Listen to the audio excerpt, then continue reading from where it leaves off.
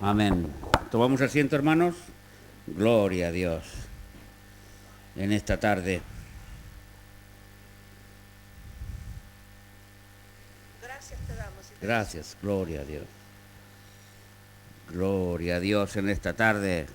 El Señor es bueno. Amén. Y hasta siempre su misericordia. Para siempre, hasta siempre, para siempre. Que no caduca. La misericordia del Señor no es una cosa que nos va a caducar. No es como un yogur cuando compramos en el supermercado que tiene ya fecha de caducidad. No. Exactamente no es así la misericordia del Señor. Podemos decir que es duradera, infinita. ¿Y le amamos por qué? Porque Él nos amó primero. Amén, hermanos. Amén.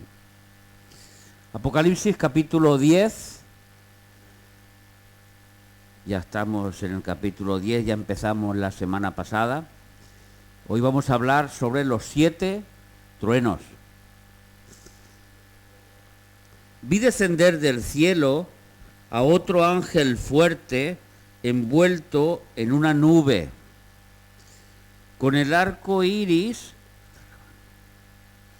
sobre su cabeza, y su rostro era como el sol, y sus pies como columnas de fuego. Tenía en su mano un librito abierto, y puso su pie derecho sobre el mar, y el izquierdo sobre la tierra, y clamó a gran voz, como ruge un león. Y cuando hubo clamado, 7 truenos emitieron sus voces. Cuando los 7 truenos hubieron emitido sus voces, yo, Juan, iba a escribir, pero oí una voz del cielo que me decía: sella las cosas que los 7 truenos han dicho y no las escribas. Y el ángel que vi en pie sobre el mar y sobre la tierra levantó su mano al cielo y juró por el que vive por los siglos de los siglos, que creó el cielo y la tierra y las cosas que están en él, y la tierra y las cosas que están en ella, y el mar y las cosas que están en él, por el tiempo, que el tiempo no sería más, sino que en los días de la voz del 7º ángel, cuando él comience a tocar la trompeta, el misterio de Dios se consumará, como él lo anunció a sus siervos, los profetas.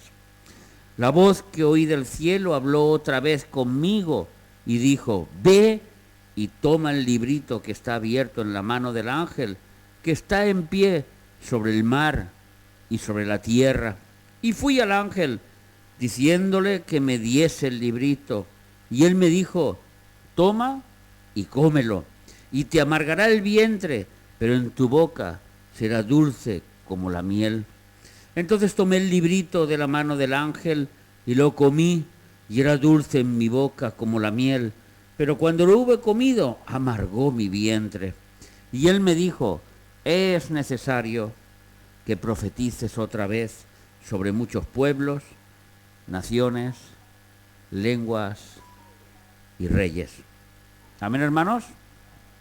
Padre, te damos gracias por tu palabra, Señor, porque tu palabra es espíritu y es vida, Señor, porque tu palabra tiene tanto que enseñarnos, tanto que hablarnos, tanto, Señor, que llenar nuestros espíritus, Señor, porque tu palabra nos alimenta, porque tu palabra es sabia, porque tu palabra lo es todo para nosotros. Te pedimos que tú, Señor, en este día permitas que esta palabra llegue a nuestros corazones de la mejor forma posible, Señor, y que nosotros seamos fieles en ponerla en práctica. En el nombre de Jesús. Amén, amén y amén. Ay, mientras estaba leyendo, me venía a la memoria el profeta Daniel, cuando el Señor me llamó a predicar. Yo no sabía muchas cosas de cómo se predicaba, ni cómo se tenía que hablar, ni nada. Y me acuerdo que tenía un compañero de trabajo, estoy hablando para allá el 2000, 2002, 2001, 2003, en aquella época, un hermano argentino. Y me acuerdo que empecé a predicarle porque es que tenía unas ganas locas de hablar de la Biblia. Y yo le decía al Señor, ¿y qué voy a hablar? ¿Y qué voy a predicar? ¿Qué voy a decir? Solo tenía una persona que podía predicar, que era él, pero bueno, yo igualmente. Y entonces, como me llamo Daniel, pues me entusiasmó el libro de Daniel. Y mi primera predicación fue sobre Daniel, sobre las 70 semanas de Daniel. Yo no tenía ni idea, pero se predicó eso y nada más. Lo digo porque el libro de Daniel y el libro de Apocalipsis, a partir de este capítulo 10, van muy entrelazados. Lo que no explica un libro, lo explica el otro. Lo que no se sabe por una parte se complementa a través del otro. Entonces, si uno quiere ir a buscar interpretaciones, lo más fácil es que se vaya a Daniel y allí se van a encontrar. Este capítulo 10, como dije la semana pasada, va muy unido al capítulo 12 de Daniel. Si ustedes lo leen en casa, verán que también se habla de un ángel, también se habla de un libro, también se habla de alguien que juró que el tiempo sería lo que sería y todas estas cosas. Y también se habla de que a Daniel se le ordenó que sellase el libro. O sea, que lo que él escribió no lo entendiese nadie. Eso es lo que significa en la palabra de Dios, sellar. Significa que por mucho que uno quiera indagar y por mucho que uno quiera comprender, hay cosas que quedan ocultas. Hay cosas que no se van a entender. Y eso es lo que pasó con Daniel. Lo podemos leer, hermanos, en Daniel. Vamos a buscarlo. Daniel está después de los Salmos, después de Ezequiel, viene el librito de Daniel, antes de Oseas, y en el capítulo 12, y entonces el versículo 4 le dice el ángel que está hablando con Daniel, pero tú, Daniel, cierra y sella el libro ¿hasta cuándo? El tiempo del fin. Este libro, hubo un día en que Dios le quitó el sello. Y muchos predicadores y muchos hermanos que estudian la Biblia empezaron a entender lo que estaba escrito en Daniel. Y el Espíritu Santo les pensó a iluminar sobre la revelación que ya estaba escrita y empezaron a entender que Daniel y Apocalipsis están sumamente relacionados. Hasta el tiempo del fin muchos correrán de aquí para allá y la ciencia se aumentará. Yo creo que nadie puede negar que estamos en el momento en que la ciencia ha aumentado más que nunca. Solo que echemos un vistazo atrás y miremos 20 años atrás de nuestras propias vidas y vemos un planeta totalmente cambiado, donde la ciencia cada vez la tenemos más asumida en nuestros cuerpos. A mí, ¿quién me iba a decir que una persona le iban a poner un chip en el cerebro y que le iba a curar una dolencia? Y tenemos a una persona que todos conocemos, que tiene Parkinson, y le ponen el chip y ya no tiembla. ¿Quién te iba a decir eso? Hace 20 años atrás lo escuchábamos y decíamos que era ciencia ficción. Y vemos cómo la ciencia evoluciona y evoluciona. Hasta tal punto, hermanos, que la ciencia se quiere convertir en una diosa, la diosa de la ciencia, donde muchos seres humanos tienen puesto su esperanza de vida, su esperanza de salud, su esperanza de recuperación. Y sí que es verdad que la ciencia, Dios ha permitido que a través de la ciencia pues se hagan grandes milagros. Personas que han sufrido la enfermedad del cáncer y por la ciencia han sido sanados. personas que tienen grandes dolencias y que por la ciencia han sido curados. Pero nosotros, los hijos de Dios, sabemos que en esa ciencia y en esas sanaciones y en esas curaciones, sobre todo cuando estamos hablando de los hijos de Dios, sabemos que el Espíritu Santo actúa. Y que cuando alguien ha recibido la sanidad, sabemos que no es por la ciencia, sino porque Dios ha utilizado la ciencia para que nuestro cuerpo reciba sanidad. Y la gloria siempre se la damos ¿a quién? A Dios, porque la gloria es de Dios. Porque la ciencia y la Biblia no están enfadados, porque la ciencia no es algo que se tenga que oponer a la Biblia, sino es algo que tiene que avalar la palabra de Dios, que la palabra de Dios es eterna y salen de un Dios eterno, y las palabras que Él escribió son duraderas y eternas y tienen un trasfondo eterno. Sea la luz, versículo 3 del primer libro de la Biblia. Pero es que hasta el cuarto día no se hizo el sol. Es que el sol no es el que hace la luz la hace Dios. Sea la luz, y fue la luz, y Dios vio que la luz era buena, y la luz separaba las tinieblas, separaba la oscuridad del día, de la claridad, y llamó Dios a la suma de la noche y la suma del día, un día. Así lo llamó Dios, porque Dios vio que la luz era buena, porque la luz es lo que nos hace ver, es lo que nos hace que no tropecemos, es lo que nos dirige, digámoslo así. En un mundo de oscuridad, una vela encendida es suficiente para que tú veas el camino donde tú tienes que caminar. Y esta ciencia, hoy en día, de alguna manera, se está volviendo contra Dios ya desde hace muchos años. ¿Por qué? Porque los hombres necesitan adorar a alguien. Los hombres son sumamente religiosos, todos son sumamente religiosos. Hasta los ateos que dicen, yo no creo en Dios, convirtiéndose ellos en su propio Dios. Porque el hombre necesita llenar un vacío que hay en su corazón, y que este vacío lo creó Dios mismo cuando puso la eternidad dentro de cada uno de nosotros. Y cuando nos acercamos a Dios, vemos que somos personas felices, ¿verdad? Somos personas llenas, ¿verdad que sí?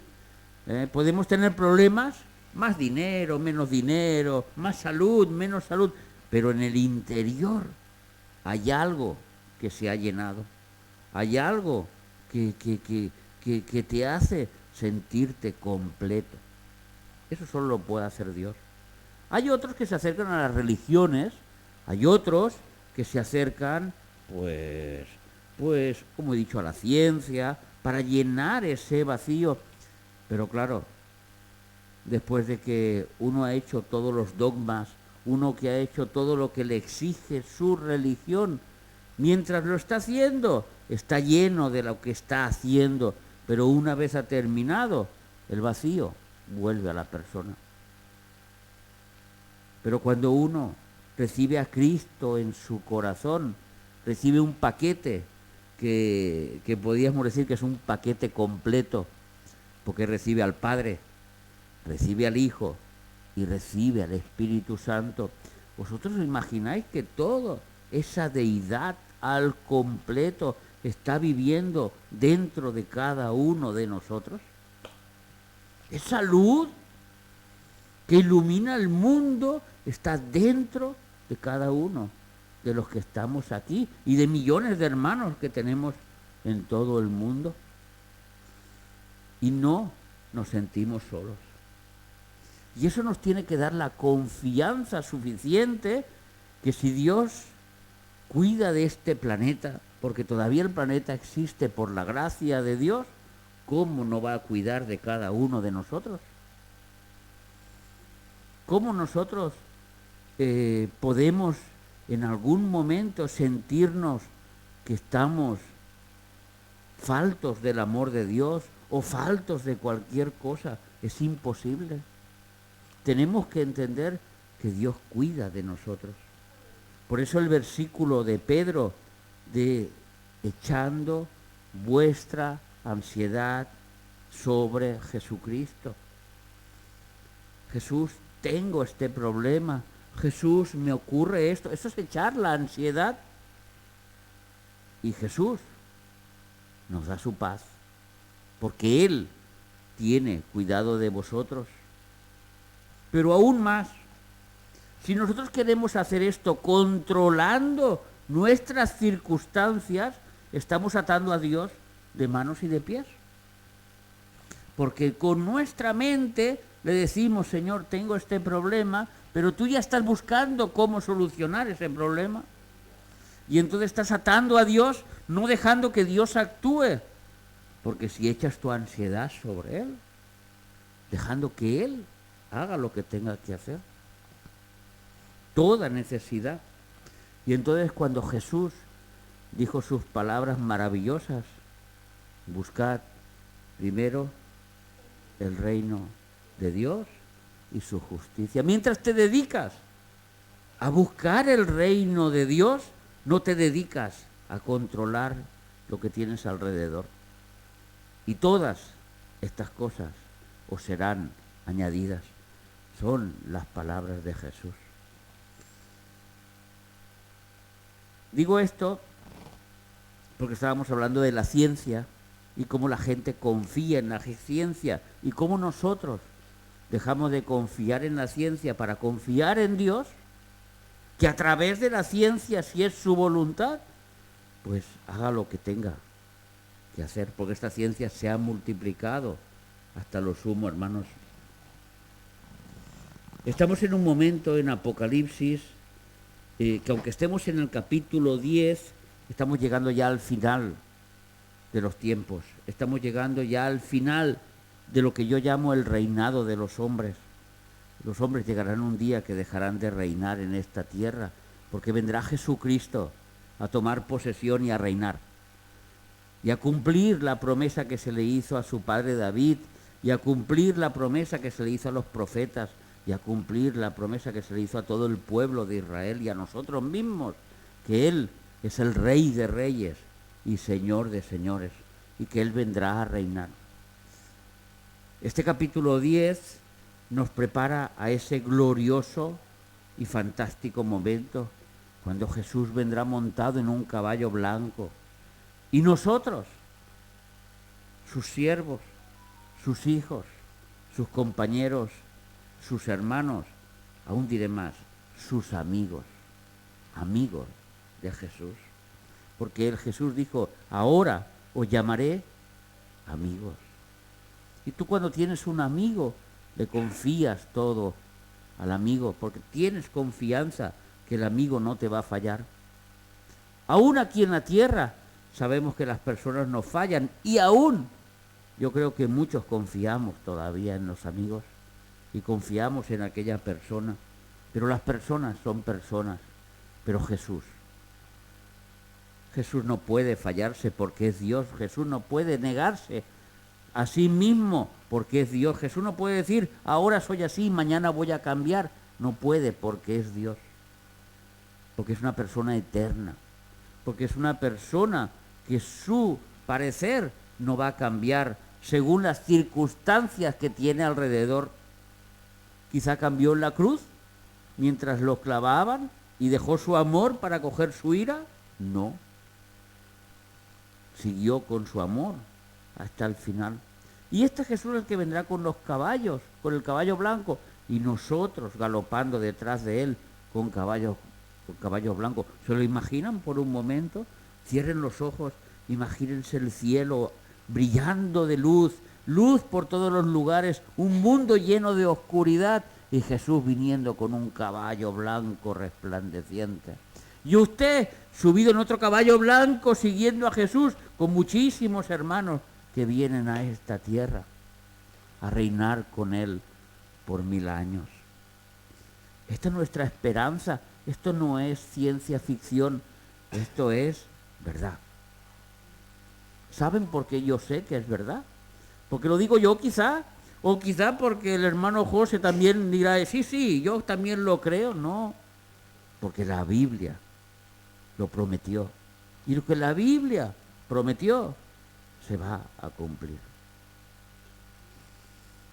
Y estamos en ese momento en que este ángel grande, este ángel poderoso, este ángel que dijimos, que entendemos que es el arcángel Miguel, que viene a defender a su pueblo de la destrucción final, ya estamos en los últimos momentos, empieza a gritar. Y empieza a clamar una voz tremenda, una voz grande sobre el mundo. ¡Cristo viene! ¡El Mesías está llegando! Ese es su grito. No fue otro. Porque la misma palabra se utilizó en Mateo 25 a las 10 vírgenes. ¡El novio viene! Y las 10 vírgenes que estaban dormidas se despertaron. Y viene el novio, el que estamos esperando para las bodas. Así en ese momento el pueblo de Israel escuchará la voz: Cristo viene, tu Mesías por fin viene.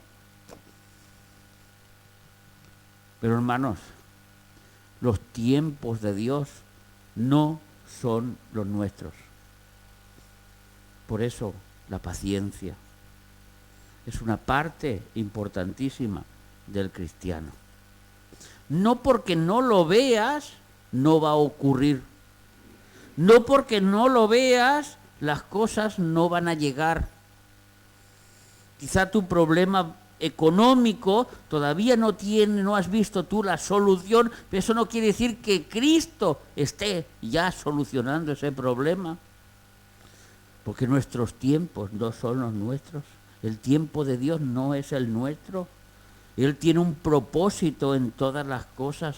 Y día que tarda en venir Jesús, son millones de personas que han sido predicadas y algunas se van a convertir.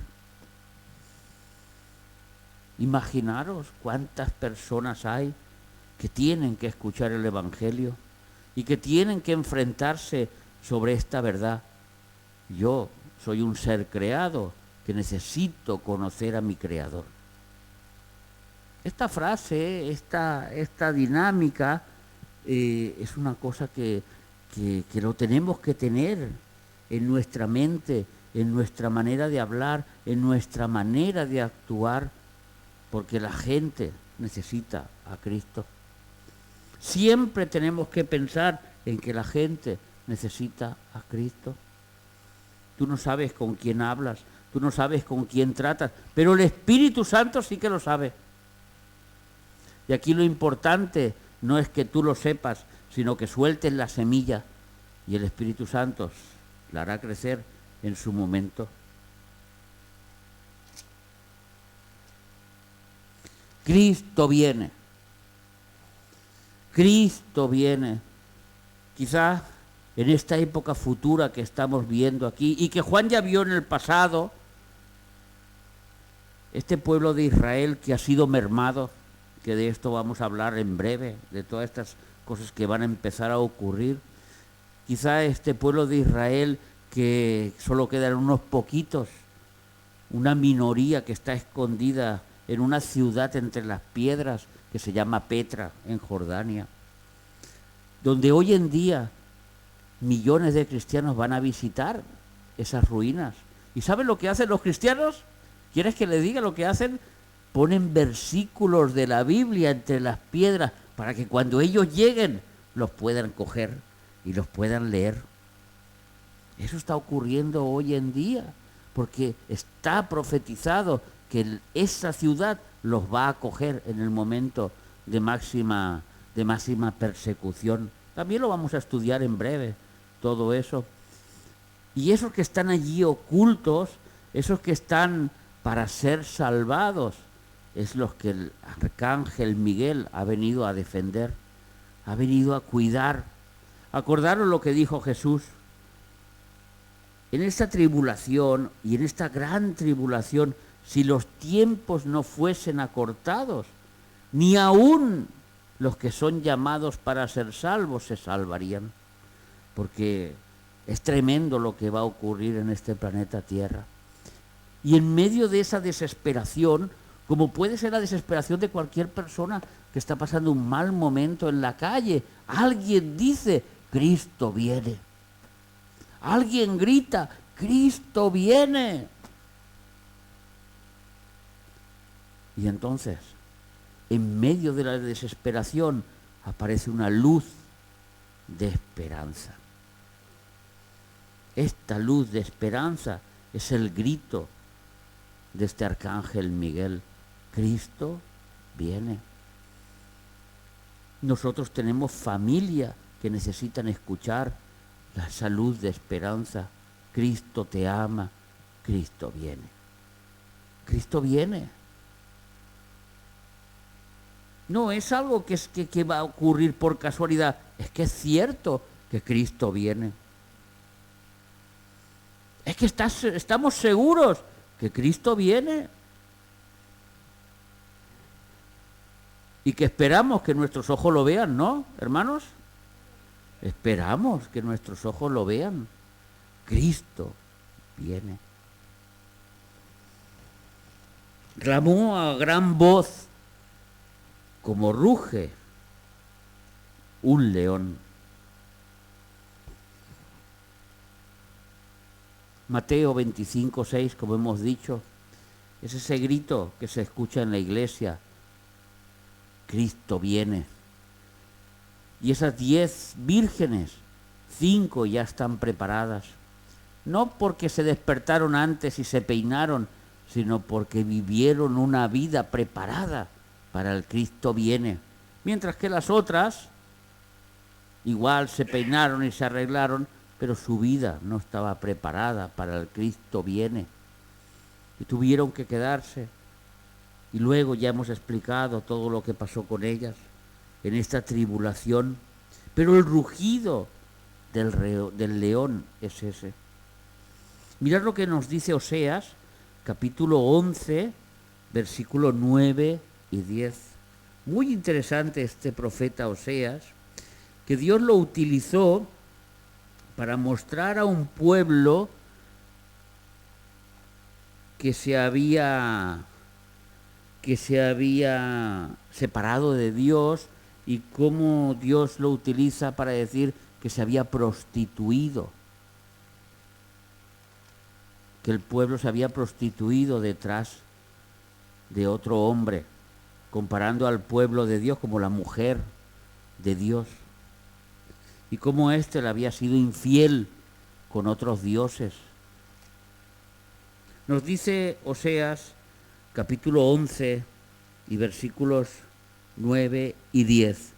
Desde los días de Gabá has pecado, oh Israel. Allí estuvieron, no los tomó la batalla en Gabá contra los inicios, y los castigué cuando los deseé. ¿Perdón? ¿No estoy leyendo lo mismo?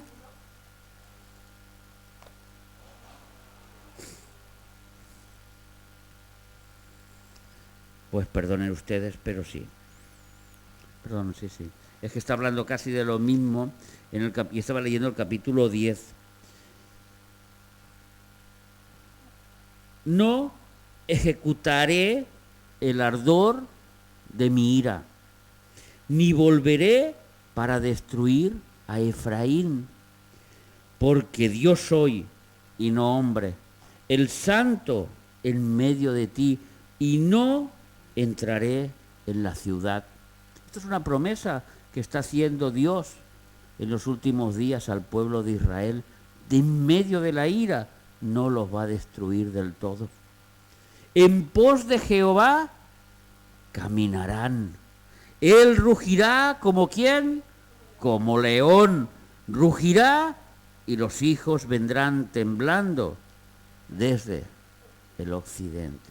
Esto es lo que pasará cuando el arcángel Miguel empiece a gritar, Cristo viene, como león rugiente. Y el pueblo de Israel que estará esparcido, que estará en las hendiduras de la tierra, que estará oculto, saldrá a la luz y vendrán al Señor. Por eso les digo, hermanos, esto sirve para los que están en el mundo. Muchos necesitan escuchar esa palabra. Muchos necesitan escuchar de Cristo y no saben cómo. Ellos no lo saben, pero vuelven al Señor porque son del Señor, porque el Señor los ha amado, porque el Señor los quiere salvar. Pero si nosotros callamos, si nosotros no decimos nada, no somos ese ángel rugiente, no somos ese ángel resplandeciente, como hablábamos la semana pasada, no somos ese ángel que se planta en medio de la maldad y dice, aquí estoy yo soy un cristiano. Las circunstancias no pueden conmigo, los problemas no tienen nada que ver conmigo.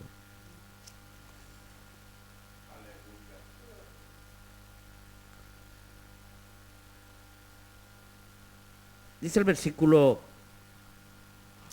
3 de este capítulo 10 de Apocalipsis: y clamó a gran voz como ruge un león, y cuando hubo clamado, 7 truenos emitieron sus voces. ¿Qué es el trueno? ¿El sonido de qué? Del relámpago. Es el sonido de la luz. Para que haya un trueno es obligatorio que haya un resplandor de luz. Sin resplandor de luz no escuchamos el trueno. Siempre el trueno es posterior a la luz. Y esta luz de Dios es la que está reflejándose en el mundo en cada momento. En este momento de la historia concretamente, dice que emitirá 7 truenos que son precedidos por 7 relámpagos. No hace falta que lo diga la Biblia, se sobreentiende, porque si no, no vendrían los truenos. Y cuando nosotros vemos truenos y relámpagos en la Biblia, tenemos que entender lo que la Biblia nos está hablando.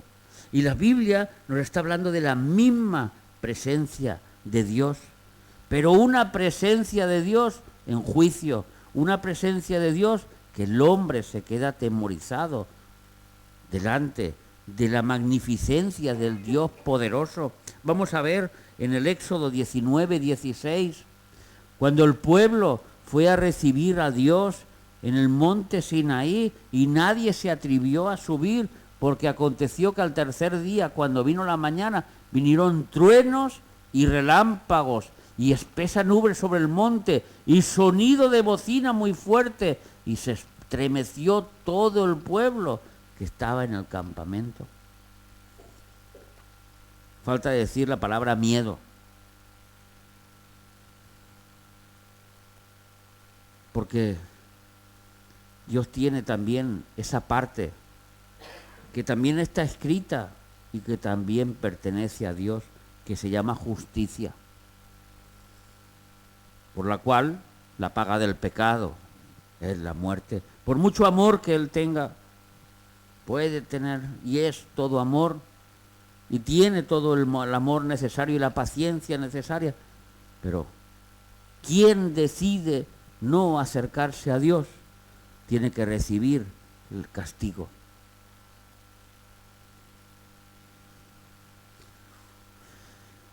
Una pregunta: si Dios es amor, ¿cómo es posible que tire a la gente al infierno? Que los lleve al infierno, al castigo. ¿Cómo es posible? La respuesta: Dios no lleva a nadie al infierno. Cada uno decide dónde quiere pasar el futuro. El amor de Dios sigue estando ahí, pero en el infierno está el castigo que cada uno quiere merecer, que quiere recibir. Si a uno le dicen, no toques el enchufe, que el enchufe te va a hacer daño, y uno va a tocar el enchufe y le hace daño, quizá la culpa es del que lo advirtió, quizá la culpa es del que lo avisó, Quizá cuando se quedó electrocutado la culpa fue aquel que le dijo lo que no tenía que hacer. No, la culpa fue de la persona que fue y ejecutó aquella orden que no tenía que hacer, pero él quiso hacer lo contrario. Así pasa con el ser humano, así pasa con todos nosotros. Tenemos que tener firmeza en nuestros pensamientos, hermanos. Este Dios de trueno, este Dios de bocina, este Dios de juicio es el mismo que murió en la cruz enviando a su Hijo. Es el mismo. Es el mismo. Y este Jesús que hemos soñado y hemos visto por un momento con un caballo blanco y nosotros detrás de él, ¿sabéis con qué viene? Viene con espada. Viene con espada de guerra. Dice la Biblia que en Apocalipsis también, que regirá las naciones con vara de hierro. Su amor también es ira. También son juicios. Y los juicios que hemos visto anteriormente de que Dios juzgará a través de este ser maléfico, este caballo blanco del primer sello, el segundo sello el caballo negro, el caballo rojo, el caballo amarillo y todas las tormentas y toda la tierra y este juicio, nada se van a comparar con el juicio directo de Dios, el castigo directo de Dios, de ahí los truenos, de ahí los relámpagos. Salmo 77, 18, por favor.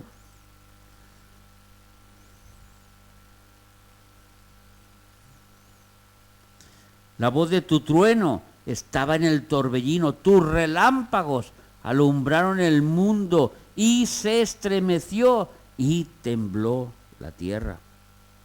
El mismo efecto. El mismo efecto. Apocalipsis capítulo 4 y versículo 5.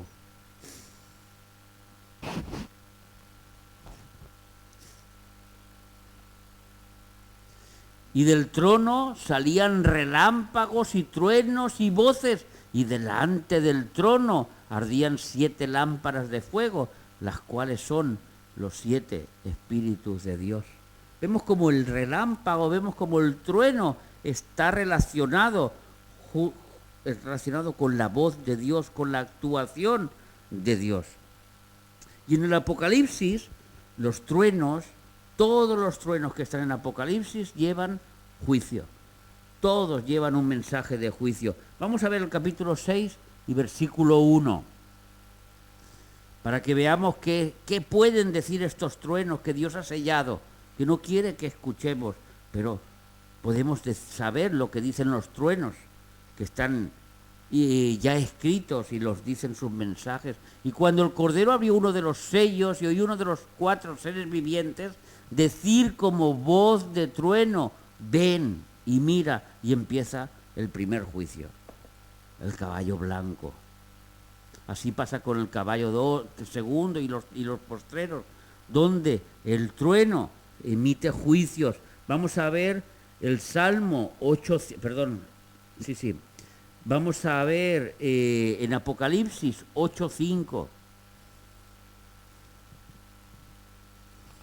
Y el ángel tomó el incensario y lo llenó del fuego del altar y lo arrojó a la tierra, y hubo truenos y voces y relámpagos y un terremoto. ¿Se acuerdan las oraciones de los santos?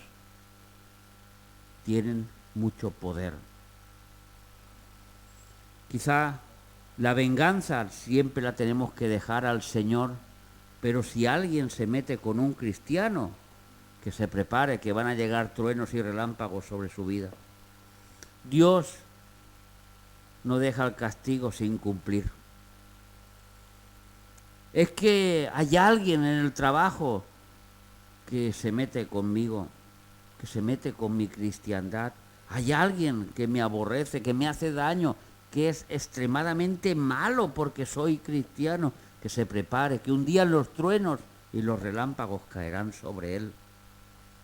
Porque las oraciones de los santos no se quedan vacías. ¿Os acordáis ustedes? ¿Se acuerdan del 5.º sello? Los mártires que están debajo del altar, y vi las almas que estaban debajo del altar y que clamaban: Señor, ¿hasta cuándo no vengarás? Porque lo que están pidiendo es vindicación. ¿Hasta cuándo, Señor, no vengarás nuestra sangre? Todos estos asesinos que se ríen y se burlan y juegan, ¿hasta cuándo? Apocalipsis 10:3, que estamos leyendo, nos habla de los 7 truenos específicos, 7 truenos específicos que van a traer juicio sobre la tierra, que van a decir algo que va a ser terrorífico para los seres humanos. Y por último, la venida de Cristo con trueno ensordecedor. Apocalipsis 11:19. Y el templo de Dios fue abierto en el cielo, y el arca de su pacto se veía en el templo, y hubo relámpagos y voces, trueno, un terremoto y grande granizo. No es otra cosa que el cielo abierto y Cristo. Se ve su presencia, Él mismo se ve. Ya es la llegada de Cristo. El 16:18 nos dice otra vez lo mismo, con otras palabras. Entonces hubo relámpagos y voces y truenos y un gran terremoto de tierra, un terremoto tan grande cual no lo hubo jamás desde que los hombres han estado sobre la tierra. El terremoto que partirá el mundo en dos cuando Cristo ponga sus pies en la tierra, en el monte de Israel, y éste se parte por la mitad. Y el 19 y versículo 6, la venida de Cristo en gloria. Y oí como la voz de una gran multitud, como el estruendo de muchas aguas y como la voz de grandes truenos, que decía: aleluya, porque el Señor, nuestro Dios todopoderoso, reina. Ya está aquí, ya ha llegado, y los truenos siguen en vigor. Pero el Señor no nos permite saber qué dicen estos 7 truenos. El Señor no nos ha dejado nada escrito para decir que los truenos, la Iglesia sepa lo que dice. Cuando los 7 truenos hubieron emitido sus voces, yo, Juan, el que escribe, iba a escribir. Lo que habían dicho era muy interesante, era algo glorioso y tenía que escribirlo, no se me tenía que olvidar, dijo Juan. Pero una voz del cielo le dijo: no escribas, porque esto está sellado, esto está cerrado. No podemos saber si está hablando de un juicio concretamente contra algo, contra alguien, en un momento dado, algo que llegara más a esta tierra. Pero sí que podemos saber una cosa: ¿qué mensaje llevarían estos truenos? No el mensaje específico, pero ¿qué mensaje podrían dar? ¿De qué hablarían estos truenos? ¿Del amor de Dios? ¿De la paciencia de Dios? ¿O del juicio de Dios? ¿De qué estarían hablando estos truenos? Vamos a ver en Job 36 y versículo 33. Y es muy, muy significativo que la Biblia habla de 7 truenos. Porque 7 es el número perfecto. Es la perfección del juicio de Dios. La perfección completa de su obra en estos juicios. Dice Job 36:33, el trueno declara su indignación. Es el que habla, el que se queja. ¿Y de qué se quejará? Los truenos. Y la tempestad proclama su ira contra la iniquidad, la maldad. Iniquidad es maldad, contra la maldad. Estos truenos están hablando de la maldad del ser humano. Quizá, hermanos, hablan de la desobediencia de Adán, aquel ser que estaba con Dios, que era perfecto, que era la imagen de Dios, que caminaba con Dios y desobedeció. Quizá uno de estos truenos está clamando esa maldad. O quizá está hablando de la envidia y del asesinato de Caín, que derramó la primera sangre sobre la tierra? ¿O quizá está hablando de la maldad de los hombres de la época de Noé, donde todos eran malos, solo 8 personas se salvaron? ¿O quizá estén hablando de la idolatría que a partir de ese momento ha invadido el mundo hasta el día de hoy y la hechicería de la Torre de Babel? La confusión por todos los lugares, la oscuridad. ¿De eso estarán hablando los truenos? ¿Estarán emitiendo voces sobre estas cosas? ¿Sobre la dureza del corazón de Faraón, cuando tenía que dejar marchar al pueblo de Israel y no quiso porque era duro de corazón? Aún muriendo su hijo tuvo que ser duro hasta que fue ahogado en el Mar Rojo. O quizá la maldad de un pueblo que Dios los sacó con prodigios y milagros y que en el desierto solo se estaban quejando de un Dios que le estaba dando de comer, que sus vestidos no se envejecieron, que la gloria de Dios la veían delante de ellos en una nube por el día y en una antorcha de fuego por la noche para darles calor. Y el pueblo solo hacía que quejarse y quejarse. Hermanos, hay tantas cosas que tenemos que aprender. De nuestra boca no tiene que salir la queja.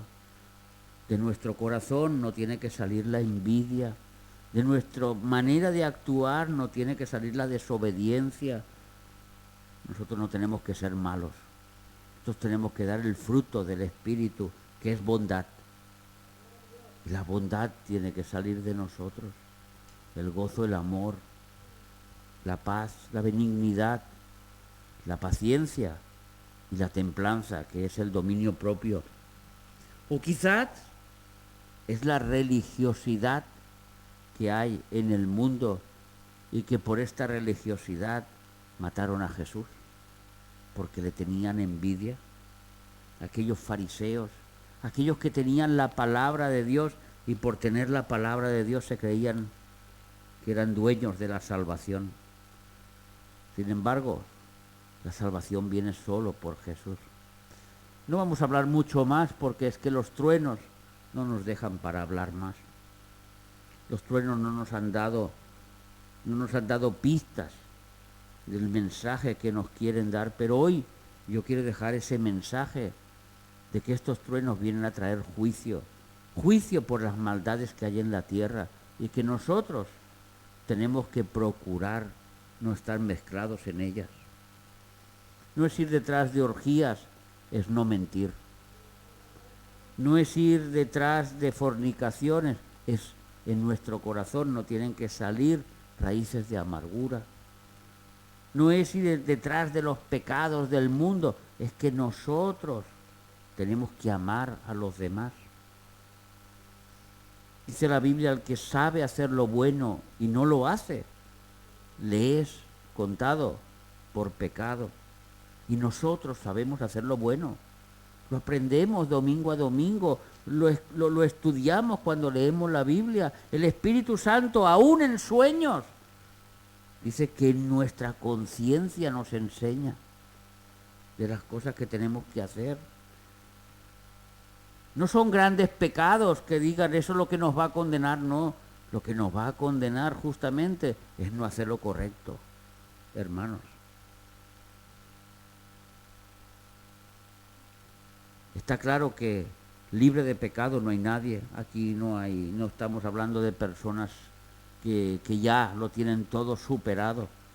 Porque Dios mismo dice en su palabra que sabe que somos polvo y que Él sabe nuestra condición de polvo. Por eso tiene misericordia de nosotros. Y abogado tenemos en el cielo si pecamos, pero no es nuestra condición. No es nuestra condición. Esos truenos que claman esos pecados, que claman ese juicio contra esta maldad del mundo, no tiene nada que ver con nosotros. Nosotros no queremos escuchar esos truenos, nosotros queremos escuchar al ángel, nosotros queremos escuchar al emisario que un día gritará, Cristo viene, y nosotros nos despertaremos como esas 10 vírgenes. y nos vestiremos, y nos arreglaremos, y nos peinaremos, porque ahora que nuestro hermano tiene próxima una boda, yo le podría hacer una pregunta. ¿La novia se vestirá en 2 minutos antes de la boda? ¿O necesita lo que necesita? Necesita peinarse, necesita arreglarse, necesita ponerse guapa, que la miren una vez, no, que la miren 2 veces, hasta 10 veces si la tienen que mirar, que no haya ningún defecto, que no haya ningún nada, ni un hilito suelto por ningún lado. Así, hermanos, desde que se escucha la voz Cristo viene hasta que venga Cristo, hay un lapsus de tiempo. Hay un lapsus de tiempo para todavía arrepentirse, para todavía poder entrar en las bodas del Cordero, en las bodas de nuestro amado Jesús. Amén, hermanos. Cristo viene, sí, Señor, ven pronto. Maranata, te estamos esperando. Te estamos esperando, ven, líbranos de este mundo de pecado y de maldad, ven a buscarnos. Necesitamos irnos contigo, Jesús, lo necesitamos. Amén, hermanos.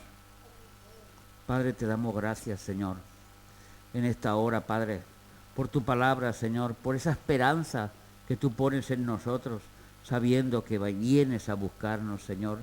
Nosotros como novias ya preparadas, Señor, ataviadas, queremos estar preparados y listos para tu venida, Señor.